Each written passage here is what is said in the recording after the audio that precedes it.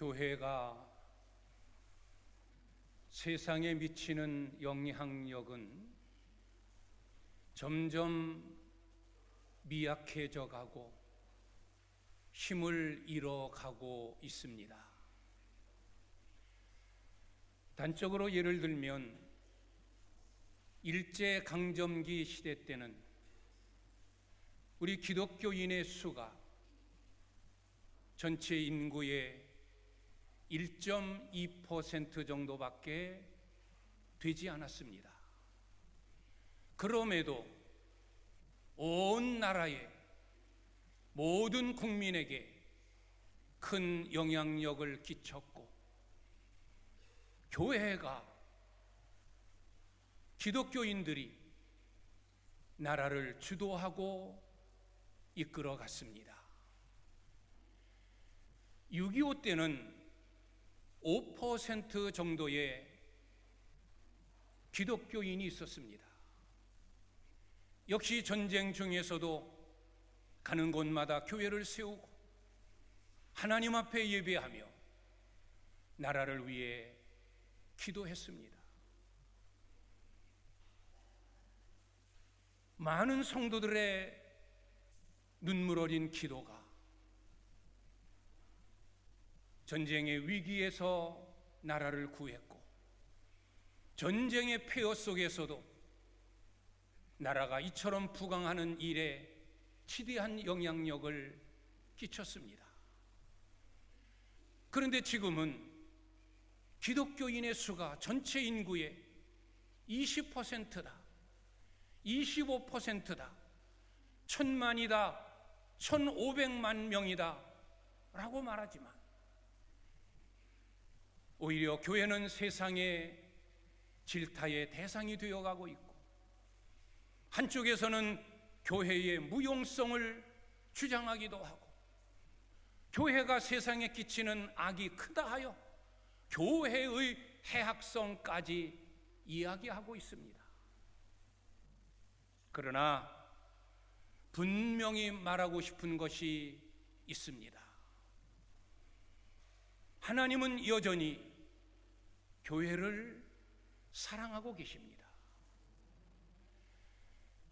교회와 많은 그리스도인들의 허물과 실수와 부족함이 많음에도 불구하고 하나님은 교회를 붙들고 교회를 통하여 이 세상을 이끌어가고 움직여가고 있습니다. 교회는 이 땅에 꼭 필요합니다.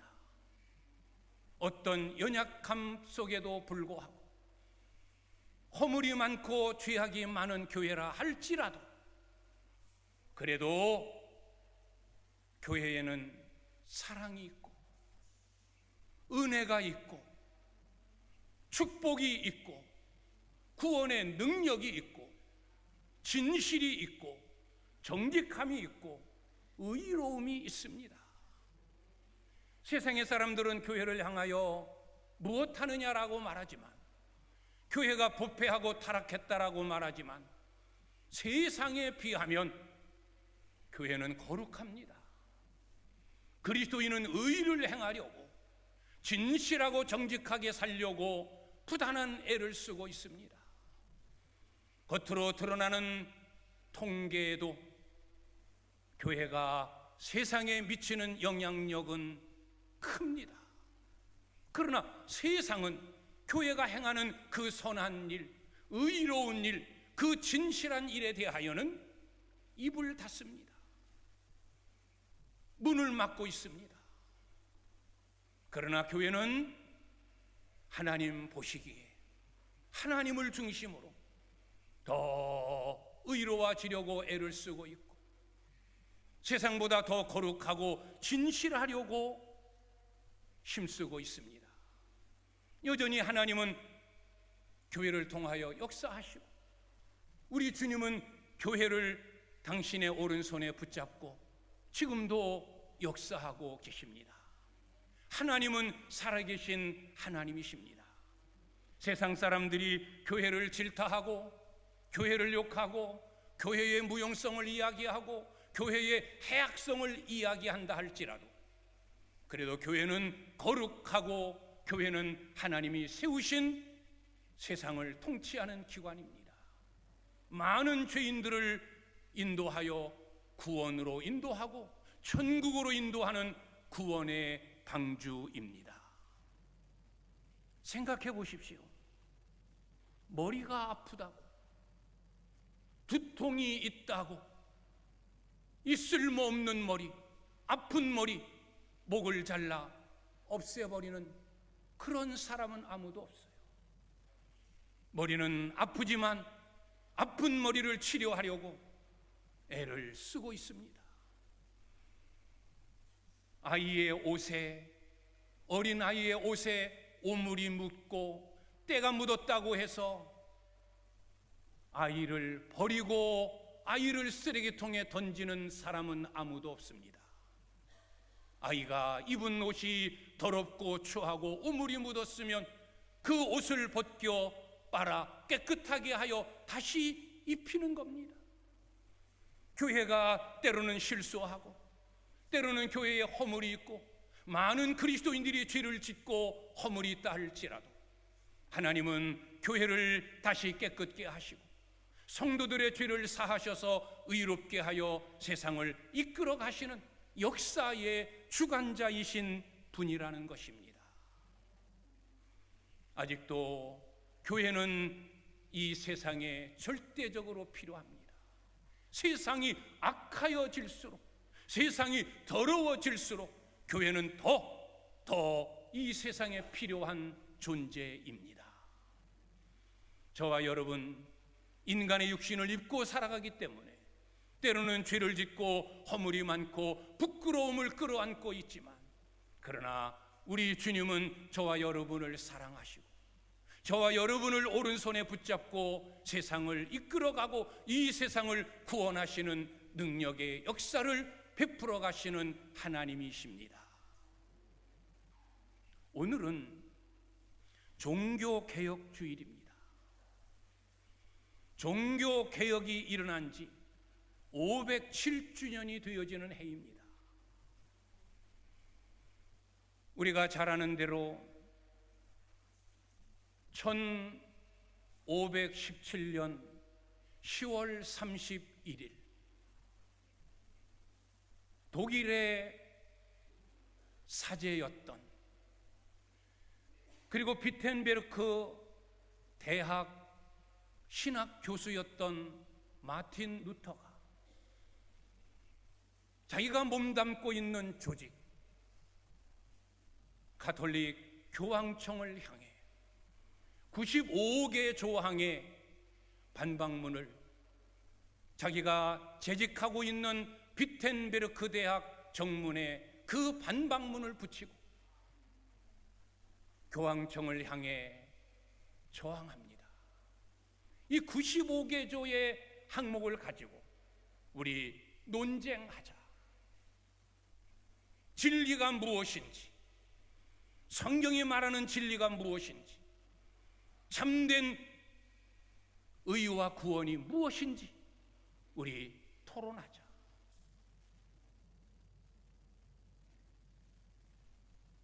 (1517년 10월 31일) 종교개혁의 기치를 든 마틴 루터, 이미 이전에 약 150여 년 전에 영국의 개혁자 위클리프가 역시 교황청을 향해 교황에 대한 저항이라는 저서를 내고, 교황 무오설, 교황은 아무런 죄가 없다, 요만큼의 죄도 없다, 교황 무오설에 대하여 반박합니다.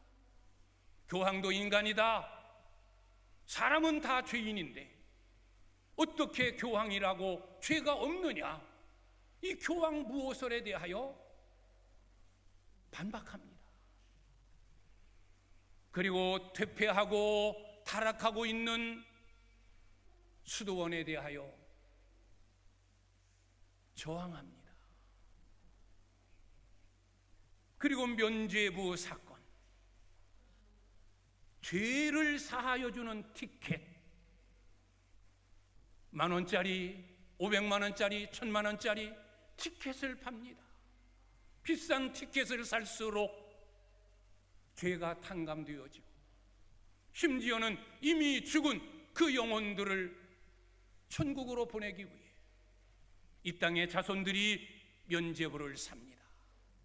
많은 금액, 높은 금액의 면죄부를 사면 내 조상이 어떤 죄를 지었어도 연옥에 있던 영혼들이 천국으로 가고, 후손들이 면죄부를 사지 아니하면 연옥에 있던 조상들이 지옥으로 떨어진다라고 하는 말도 안 되는 이야기를 내고, 성 베드로 성당을 건축하기 위해 부족한 건축 헌금을 충당하려고 하는 여기에 대하여 반박을 합니다.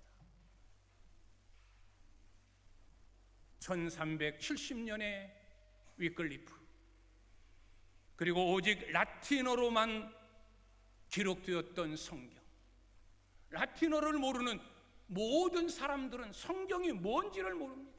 까막눈입니다. 그래서 교황청에서 말하는 대로 교황은 무오하다, 연옥이 있다, 거기에 대하여 아무 성경도 모르기 때문에 그게 그건가 보구나, 진짜인가 보구나. 그러나 위클리프는 라틴어로 된 성경을 영어로 번역하여 많은 사람들에게 배포하여 성경을 알리게 됩니다. 또 한 사람의 개혁자가 있습니다. 보헤미아의 얀 후스라는 사람입니다. 보헤미아는 지금의 체코입니다. 1413년 역시 이도 교회라고 하는 저서를 통하여 교황청에 대하여 반기를 듭니다. 면죄부 판매를 중지할 것을 촉구합니다.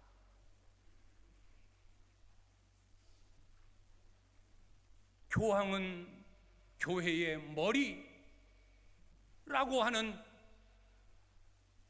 그 당시의 교리를, 아니다, 어떻게 교황이 교회의 머리이냐? 성경은 분명히 예수 그리스도가 교회의 머리라고 했다. 교회의 머리는 교황이 아니라 그리스도이시다. 결국 얀 후스는 체포당하고 불살라 화형을 당하고 맙니다. 그리고 이미 죽었던 영국의 위클리프, 땅속에서 시체를 파내어 역시 화형을 시켜 다시 한번 죽입니다. 여기에 영향력을 받은 자가 마틴 루터예요. 마틴 루터는 20세 때 수도원 생활을 시작합니다. 금식, 명상, 고행, 고해성사, 이런 부분들을 통하여 자기의 죄를 사하려고 무진 애를 쓰고, 몸을 상하게 하여 피를 흘리는 고통과 고행을 통하여 죄를 씻어보고 육체에서 끓어오르는 정욕을 끊어보자. 그러나 여전히 죄책감 속에 시달리고 금식하지만, 자기의 지은 죄를 고해성사하지만 죄의 사함에 대한 자유함을 누리지를 못합니다. 그러던 어느 날 그는 로마에 있는 라테나노 성당 가까이에 있는 거룩한 계단이라고 하는 곳을 찾아갑니다. 이 라테나노 성당은 로마 교황의 저택이에요. 그 곁에 거룩한 계단이라고 하는 계단이 있습니다. 28개의 계단이에요.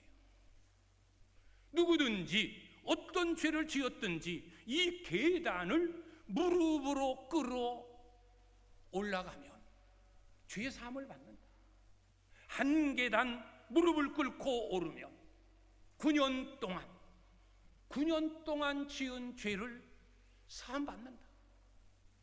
그래서 수많은 세계의 순례객들이 자기가 지은 죄를 속죄함 받으려고 이 라테나노 성당 옆에 거룩한 계단이라고 하는 스칼라 상타라는 계단을 오르는 거예요. 한 계단 오를 때마다 9년의 죄가 사해집니다. 그 계단은 대리석으로 되어 있는데 많은 사람들이 무릎으로 기어 올랐기 때문에 반질반질 빛이 납니다. 죄의 사유함의 자유를 느끼지 못했던 마틴 루터도 이 로마에 있는 스칼라 상타라고 하는 거룩한 계단을 무릎으로 기어 오릅니다. 한 계단, 한 계단, 한 계단, 한 계단. 이 거룩한 계단은 어떤 유래가 있느냐? 예수님께서 빌라도 총독 앞에서 재판을 받으실 때 예수님께서 걸어 올라가신 계단이다.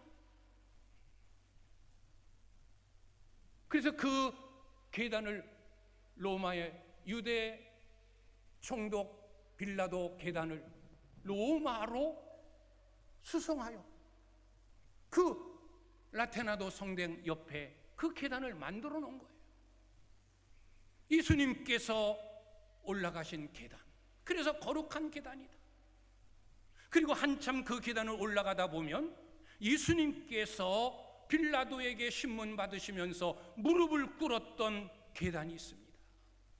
그 계단에 이르게 되어지면 2배, 9년에서 2배, 18년 동안 지은 죄를 속함받는다. 그래서 수많은 순례객들이 로마를 방문하고 이 계단을 오르는 거예요.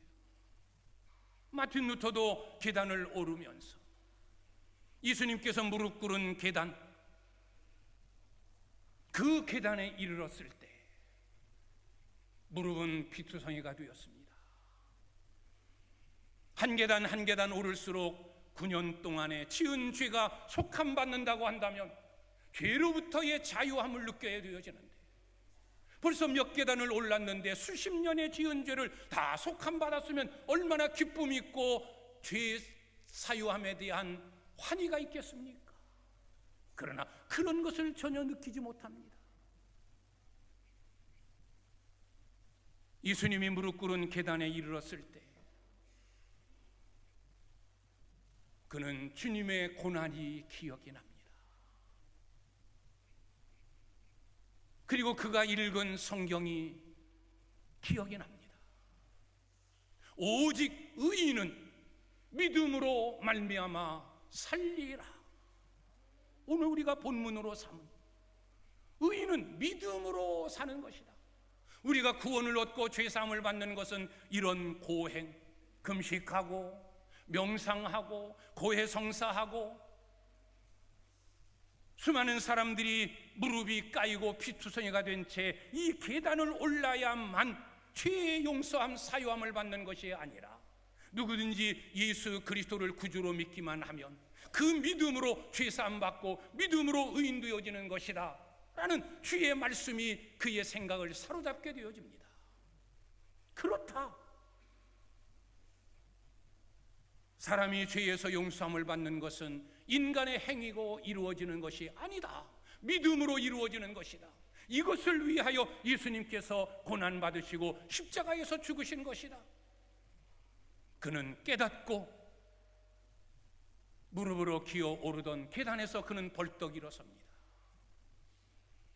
그리고 뒤돌아 당당하게 걸어 내려옵니다.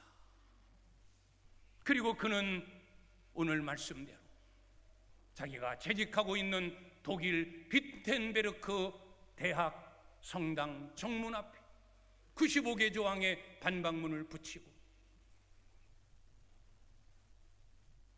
교황에 대하여, 교황청에 대하여, 부패하고 타락한 교권에 대하여 그는 항거하고 종교개혁을 일으킵니다.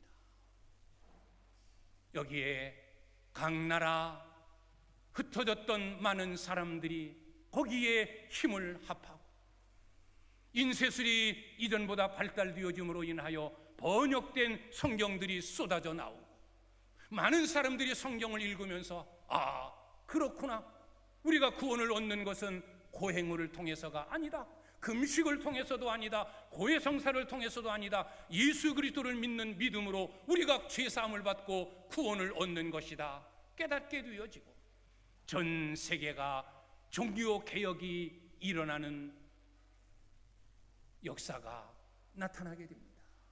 이것이 종교개혁이었습니다. 종교개혁의 핵심이 무엇입니까? 종교개혁의 핵심은 교회의 본질로 돌아가자, 본질을 회복하자라는 거예요. 지금까지 교회의 정체성을 잃어버렸다. 교회가 뭔지 우리는 그냥 교황청에서 알리는 대로, 지시하는 대로 다 그것이 전체인 양, 그것이 구원의 전부인 양 믿었는데 아니다. 교회의 정체성, 교회의 정체성을 회복하자, 본질로 돌아가자. 본질이라는 것이 뭡니까? 사람이든 물건이든 그 사람, 그 물건, 그 조직만이 가지고 있는 특유한 고유의 성질을 말하는 거예요. 우리는 이 본질을 다른 말로 아이덴티티, 정체성이라고도 말합니다. 정체성이나 본질이나 같은 의미예요. 그 물건, 그 사람, 그 조직만이 가지고 있는 특유의 성질, 특성. 교회도 교회로서의 본질, 교회의 정체성이 있어요. 마틴 루터는 교회의 정체성을 5가지로 이야기합니다. 오직 성경, 오직 은혜, 오직 믿음, 오직 예수 그리스도, 오직 하나님의 영광. 이 5가지가 교회의 정체성이요, 종교개혁의 5대 정신입니다. 솔라 스크립투라, 오직 성경, 성경만이 하나님의 말씀이고 성경만이 모든 신앙과 행위에 대한 정확한 규칙이고 규범이다. 당시 가톨릭은 성경의 권위 위에 로마 교황청, 교황의 권위를 위에 두었어요. 성경에서 아무리 말해도 교황이 말하면 그게 하나님 말씀 위에 서는 거예요. 아니라 교회는 말씀의 기초 위에 선 주님의 교회다. 성경은 하나님의 말씀이다. 하나님의 말씀만이, 성경만이 하나님의 말씀이지 그 외에 또 다른 하나님의 계시가 없다. 오직 성경, 오직 은혜, 솔라 그라티아. 우리가 구원받게 된 것은 전적인 하나님의 은혜로 된 것이다. 영원히 죽어야 될, 이미 죽었던 우리를 이렇게 구원하여 하나님 자녀 삼으신 것은 하나님의 은혜다. 은혜로 된 거다. 최고의 은혜는 내가 죄사함 받고 구원 얻은 것이다. 오직 은혜. 세 번째가 오직 믿음, 솔라 피데. 우리가 의로워지는 것 고행을 통함이 아니다. 수천 번 수만 번 금식함이 아니다. 천 번 만 번 신부 앞에서 고해성사한다고 해서 되어지는 게 아니다. 자기 몸을 찔러 고행을 하고 십자가 순례를 행하고 그런 고행을 통해서 죄의 용서함 받고 구원 얻는 것이 아니다. 다른 이로서는 구원을 얻을 수 없나니 천하 인간의 구원을 얻을 만한 다른 이름을 주신 일이 없다. 예수만이 우리의 구원이다. 그분을 믿어야만이 구원을 얻는다. 오직 믿음을 강조합니다. 사람의 구원의 행위가 율법으로 이루어지는 것이 아니다. 사람이 아무리 착하게 살고 선하게 살아도 그 선함과 착함으로 의로워지고 구원받는 게 아니다. 어떤 죄를 지었어도 예수 그리스도를 나의 구원자로 믿기만 하면 그 믿음이, 그 예수의 은혜가 나를 죄로부터, 심판으로부터, 저주로부터 구원하는 것이다. 오직 믿음, 그리고 오직 그리스도, 솔루스 크리스투스, 오직 그리스도. 예수만이 나의 구원자, 예수만이 인류의 구원자. 예수를 통하지 않고서는 어떤 사람도 구원 얻을 수 없고, 예수를 통하기만 하면 어떤 죄인도 다 죄사함 받고 구원 얻는다. 오직 예수. 마지막 다섯째가 오직 하나님의 영광.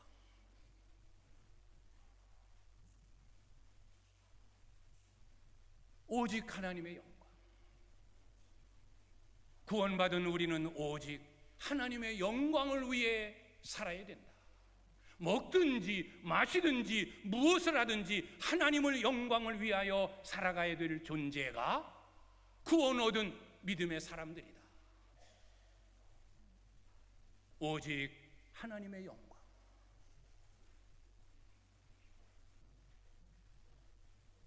교회의 정체성을 알아야 됩니다. 교회의 정체성이라고 하는 것은 우리 개개인 한 사람 한 사람이 모인 것이 교회이기 때문에, 여러분들이 교회의 구성원이기 때문에 여러분의 정체성이기도 한 겁니다. 우리는 성경의 진리 안에서 살아가야 되는 존재예요.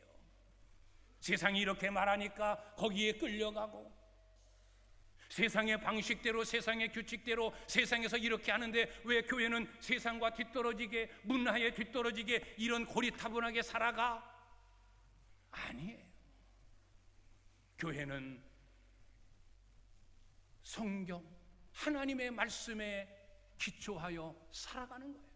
세상이 뭐라고 말해도, 세상이 어떠한 게 흘러가도 우리는 오직 하나님의 말씀, 이 성경만이 하나님의 말씀이고, 이 성경이 내 신앙과 내 삶의 정확무오한 규칙이다. 진리에 의존하여 믿어야 된다.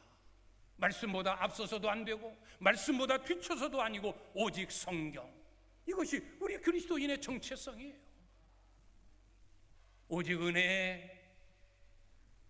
여러분이 교회를 택하고 여러분이 기독교를 택하고 여러분이 하나님을 선택하여 구원 얻은 것이 아니라 하나님이 먼저 여러분을 사랑하셔서 여러분을 죄악 가운데서 택하여 하나님의 자녀로 삼으신 겁니다. 그래서 은혜인 거예요. 내가 하나님을 선택하고 내가 내 힘으로 하나님을 믿었다면 그게 뭐 은혜입니까? 내 의지에 따른 건데. 우리는 영원히 죽었던 자를 하나님의 은혜로 불러내셔서 살려내셨어요. 전적인 하나님의 은혜, 오직 은혜. 다른 게 은혜가 아니에요. 잘 사는 게 은혜가 아니에요. 병 고치는 것만 은혜가 아니에요. 그런 거 다 잃어버리고 놓쳐도 뺏겨도 내가 하나님의 부름을 받아 하나님의 은혜로 구원받은 하나님의 백성이 되었다. 이것이 하나님의 은혜요 최고의 복이라는 것. 이것이 우리 그리스도인이 가져야 될 정체성이에요. 오직 믿음이 제일이에요. 오늘도 우리는 믿음이 있기에 하나님을 예배하는 거예요. 믿음으로 살아야 돼요. 오직 의인은 믿음으로 말미암아 살리람과 같다. 우리는 이미 의인 되었기에 믿음으로 살아야 될 책임성이 있습니다. 오직 예수. 오늘 새벽에도 이야기했지만 너희는 너의 지혜를 자랑하지 말라. 너의 용맹을 자랑하지 말라. 너의 부함을 자랑하지 말라. 자랑하는 자는 하나님을 알고 하나님의 살아계심을 깨닫는 것, 그게 자랑거리다. 우리는 예수를 자랑하는 자가 돼야 돼요. 그런데 우리는 자랑하지 말라고 하는 지혜, 용맹, 부함을 자랑하며 살아가요.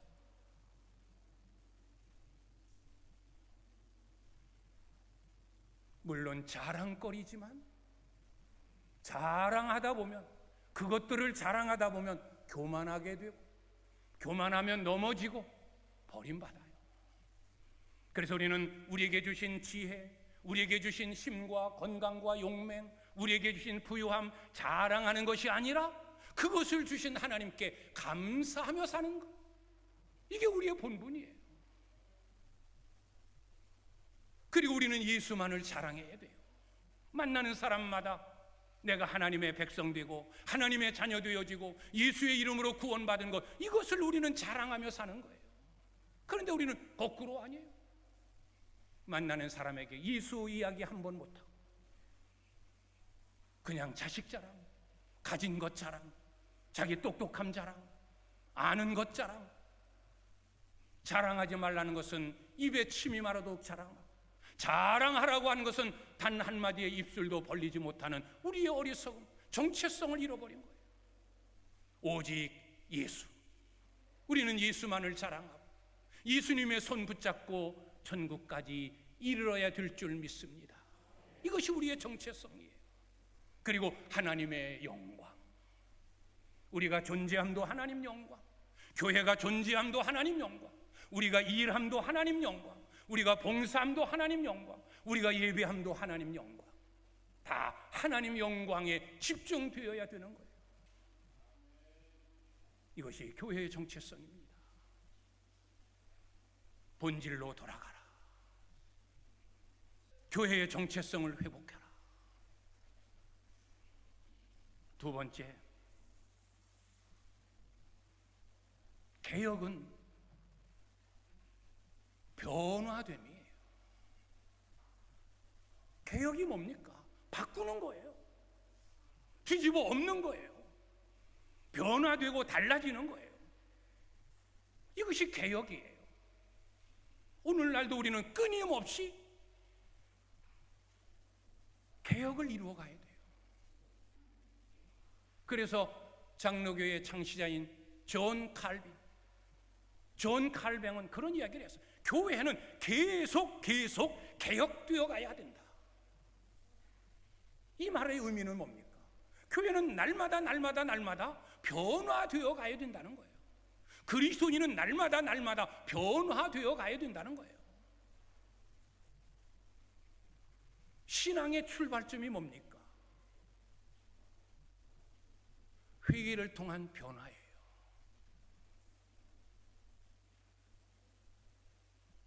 우리가 맺어야 할 열매가 어떻게 맺어지는 겁니까? 변화됨을 통해서 맺어져 가는 거예요. 변화되지 않으면 안 돼요. 이미 우리는 예수 그리스도를 믿음으로 인하여 우리의 신분이 변화되었어요. 마귀의 종되었던 자가 하나님의 자녀가 되고, 죄인 되었던 자가 의인이 되어지고, 지옥 갈 자가 천국 가게 되어졌고, 영원히 죽었던 자가 영생할 수 있는 신분으로 변화되어졌어요. 그러면 우리도 우리의 삶 속에서 변화를 일으켜야 돼요. 말이 변화되어야 되고, 생각이 변화되어야 되고, 성품이 변화되어야 되고, 삶이 변화되어야 되는 거예요. 이것이 개혁이에요. 이것이 회개예요. 그런데 우리는 변화되려고 하질 않아요. 달라지려고 하질 않아요. 그냥 고집하여 움켜잡는 거예요. 내 타고난 성격 어떡하냐? 말아도 잔소리로 들려지고, 그래서 아무렇게나 말하고 험담하고 정죄하고. 말이 변화되어야 되는데 말이 변화되질 않아요. 그 괴팍하고 더러운 성격, 제가 더럽고 괴팍하다는 성격이 아니라 스스로들 말해요. 내 성질은 더러워, 내 성질은 괴팍해, 뭐 타고난 이 더러운 성품 어떻게 바꿔? 스스로들 하는 말이에요. 못 바꾸겠다는 거예요. 왜 못 바꿔요? 누구든지 그리스도 예수 안에 있으면 새로운 피조물이라. 이전 것은 지나갔으니 봐라, 새 것이 되었도다. 새 것으로 변화되어야 되는데, 예수 믿기 이전에 그 옛 성품, 부끄러운 삶, 그것 그냥 고스란히 끌어안고 여전히 말, 생각, 품은 마음, 살아가는 행동 변화 없이 우리는 오늘 종교개혁주의를 맞이했어. 개혁이 뭐냐? 달라집니다. 변화됩니다. 달라지자, 변화되자. 우리가 변화되지 않고서는 세상에 선한 영향력을 끼칠 수 없어요. 내가 더러운데, 내가 괴팍한 말을 하는데, 세상 사람과 똑같은 말 하는데, 세상 사람과 똑같은 삶을 사는데 어떻게 세상에 선한 영향력을 끼치겠습니까? 성경에 예수 만난 사람들은 다 변화되었어요. 이 사람은 다 버려졌어요. 이 삶은 다 팽개쳤어요. 예수 만나고 예수님께 쓰임받은 성경의 인물들 다 보십시오. 다 변화된 사람들. 예수 만나기 이전의 삶, 믿기 이전의 삶, 신앙 이전의 삶 다 뒤로 하고 새롭게 변화되어지고 달라져서 세상의 빛이 되고 영광이 되어지는 그런 삶을 살았어요. 이것이 초대교회의 모습이에요. 개혁.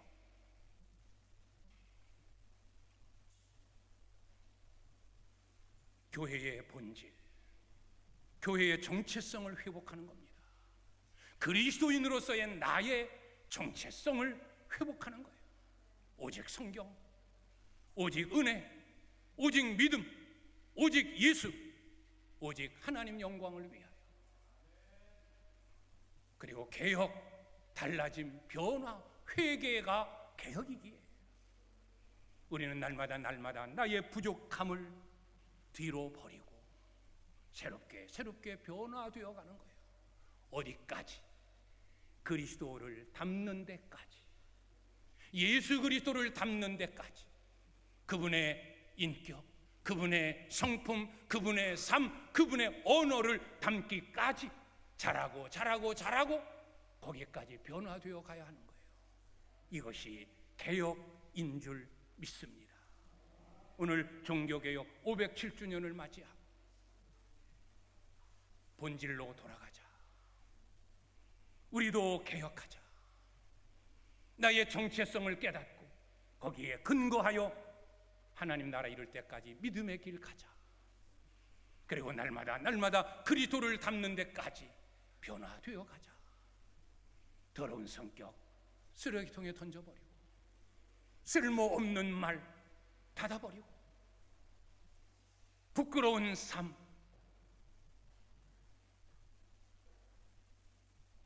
벗어버리고,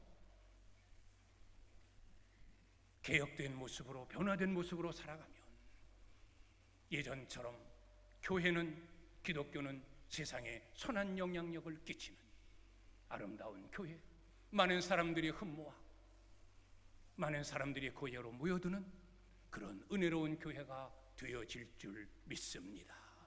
하나님의 은혜가 여러분 삶에 풍성할 수 있기를 주님의 이름으로 축복합니다. 기도하겠습니다.